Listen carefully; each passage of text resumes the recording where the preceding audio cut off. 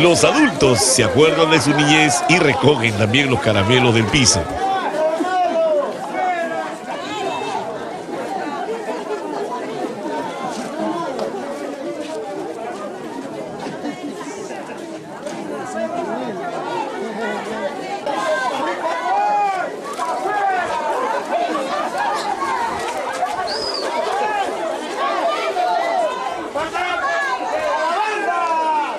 El ingeniero Velarde lanzando caramelos para endulzar a todos.